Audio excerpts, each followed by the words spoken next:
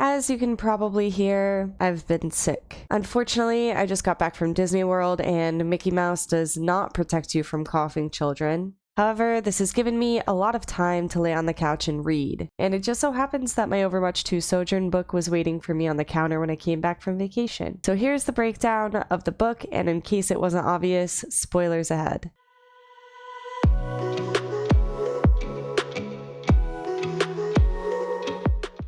Right out of the gate, we learn that Sojourn has had a lot of her body replaced, including her lungs, heart, and most of her bones. And although we see Sojourn in Overwatch 2 as the strong, confident woman that loves her cybernetic body, that wasn't always the case. Vivian Chase was a sick child. She had an autoimmune disease that attacked her organs. She wasn't able to live a normal childhood or do things that normal kids could do. This hit harder for her because she had a twin sister named Valentine who was perfectly healthy and could do all of those things. At 13, Chase was able to begin getting cybernetic implants. With these implants, she was finally able to operate normally. Unfortunately, this didn't make growing up any easier. Kids would make fun of her for her mechanical implants, and despite her sister sticking up for her, she still suffered. At 16, she joined the Canadian Reserves, which we find out she's been on leave from in the beginning of the book. The book takes place right at the start of the Omnic crisis and follows Chase throughout her early days during the war. In the beginning, she's seen with her twin sister Valentine and her niece Valentine's daughter, Bonnie. They're all enjoying a day at an amusement park with Bonnie's Omnic nanny Julieta. While Chase and Valentine are talking about Omnics, it is revealed to the reader that Mina Liao, Echo's inventor, was the person that created Aurora, the first Omnic to gain sentience. Shortly after, the Omnics begin attacking the humans and Chase springs into action. She saves an old man from his caretaker, then turns her attention to her sister who's also being attacked.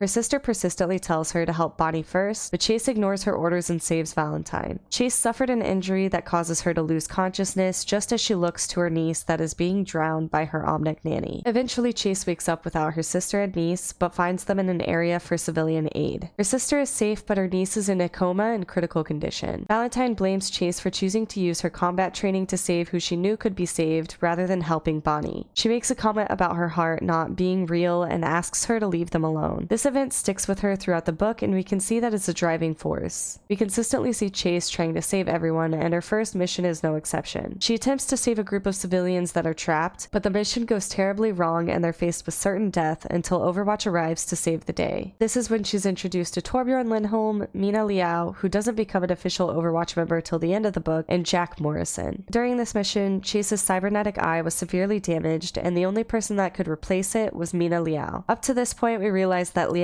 isn't trusted among her peers, and in fact, some blame her for the Omnic crisis due to pushing the boundaries of AI too far. We also find out that the UN actually put a limit on AI research due to Aurora. Despite her hesitation, Chase allows Liao to replace her eyes, and to her surprise, Liao has significantly upgraded them. Overwatch was called by the Canadian Army to help aid in the Omnic crisis. They have a new bot called Herons that would be able to go undetected by the Omnics and can help take them down. They want to use these robots to allow the Canadian Army to secure a perimeter in the southern cities down to Toronto. Unfortunately, the bots take a while to set up, and the engineers need to be guarded while they do so. Jack Morrison and Vivian Chase are tasked with combining their squads to help protect them until they can get the bots operating. Unfortunately, these missions fail multiple times. After the first failure in Ottawa, Chase has a heart-to-heart with Jack Morrison that inspires a new plan that would take place in Toronto. This plan goes accordingly until the bots malfunction and never activate, forcing everyone to retreat. In this mission, Chase loses a squad mate, which has to be a big blow for her because, as we know, she feels the need to save everyone. Eventually, she's able to convince Torbjorn, who also distrusts Liao, to allow Mina to help with the operation of the bots. With Mina's help, they're able to get the bots functioning and successfully execute their mission in Toronto. Despite the failures, Chase was able to save more people because of her upgraded cybernetic eyes. As a result, she allows Liao to upgrade the rest of her cybernetic body. A discovery is made between Liao and Chase as they're talking about the Omnics' attack patterns. They notice that it seems the Omnics are being controlled rather than operating on their own, and they devise another mission to prove their theory correct. Through this mission, Morrison, Chase, and Liao have to work together to cut off an Omnium from outside communication.